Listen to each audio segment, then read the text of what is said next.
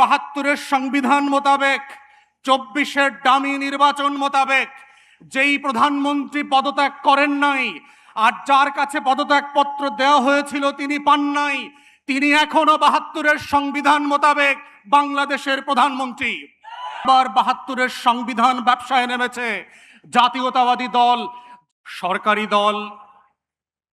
ইতিহাসের এমন একটা জায়গাতে দাঁড়িয়ে এমন কিছু মূলধনকে, পুঁজিকে কেন্দ্র করে ব্যবসা শুরু করেছে, যেই ব্যবসাটা ইতিমধ্যে ঋণগ্রস্ত হয়ে, দরপতন হয়ে এটা ঋণ খেলাপি হয়ে গেছে।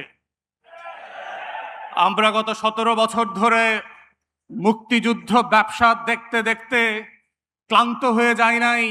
মুক্তিযুদ্ধ নিয়ে আওয়ামী লীগের এই যে ইন্ডাস্ট্রি ডেভেলপ করেছে, জুলাই অভ্যুত্থানের মধ্য দিয়ে সেই মুক্তিযুদ্ধ ব্যবসাকে বিতাড়িত করে নতুন করে মুক্তিযুদ্ধের স্বপ্নকে জুলাইয়ের মধ্য দিয়ে আমাদের নতুন প্রজন্ম আবার জাতির কাছে হাজির করেছে। কিন্তু আমরা দুঃখজনকভাবে দেখতে পাচ্ছি যেই পুঁজি, যেই মূলধন বরফের পানির মতো চৈত্রের রোদে ঠাই ঠাই করে পানিতে পরিণত হয়ে গেছে, সেই পুঁজিকে কেন্দ্র করে আবার 72-এর সংবিধান ব্যবসায় নেমেছে জাতীয়তাবাদী দল, যার রাজনীতি, যার আদর্শ শহীদ জিয়ার পলিটিক্যাল প্রেমিসিস কোনো কিছুর সাথে এই 72-এর সংবিধান যায় না। এবং যায় না বলে দেখেন আপনারা কিভাবে আগুন নিয়ে খেলছেন। মান্যবর সাবেক প্রধানমন্ত্রী, বিতাড়িত প্রধানমন্ত্রী, উনি অন রেকর্ড ভিডিওতে বলেছেন যে উনি পদত্যাগ করেন নাই। ওনার এমপ্লয়ি চুপ্পু সে বলেছে তিনি কোনো পদত্যাগপত্র পান নাই। তাহলে 72-এর সংবিধান মোতাবেক, 24-এর ডামি নির্বাচন মোতাবেক যেই প্রধানমন্ত্রী পদত্যাগ করেন নাই আর যার কাছে পদত্যাগপত্র দেওয়া হয়েছিল তিনি পান নাই, তিনি এখনো 72-এর সংবিধান মোতাবেক বাংলাদেশের প্রধানমন্ত্রী। তাহলে আজকে যারা 72-এর সংবিধান নিয়ে খেলছেন, আপনাদেরকে জিজ্ঞেস করতে হবে নিজেদেরকে, বাংলাদেশে কি আজকে দুটো সংসদ আছে?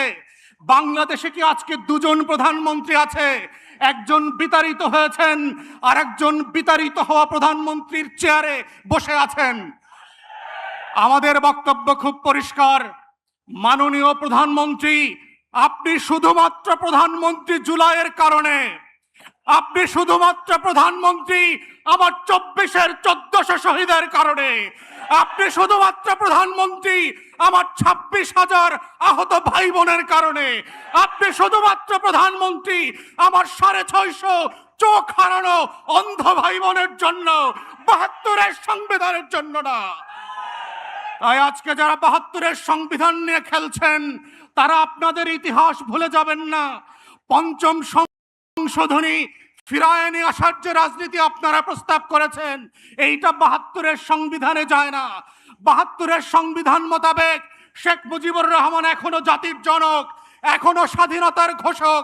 তাহলে 26শে মার্চে স্বাধীনতার ঘোষণাপত্রের দিন আপনারা কেন শেখ মুজিবের কবরে ফুল দিতে গেলেন না? সেই প্রশ্নগুলো আপনাদেরকে করতে হবে। তাই আমরা মনে করিয়ে দিতে চাই, বাংলাদেশে বর্তমান সরকার এবং সংবিধানের একমাত্র লেজিটিমেসি হচ্ছে 24-এর গণ অভ্যুত্থান, 72-এর সংবিধান না। তাই এই গণ অভ্যুত্থানকে যদি আগামী দিনের রাজনীতি, বাংলাদেশ রাষ্ট্র বিনির্মাণের রক্ষা কবচ করতে হয়, সেটা শুধুমাত্র জুলাই সনদ অক্ষরে অক্ষরে বাস্তবায়নের মাধ্যমে, গণভোটের গণরায় বাস্তবায়নের মাধ্যমেই সম্ভব। 72-এর নাটক দিয়ে সম্ভব হবে না।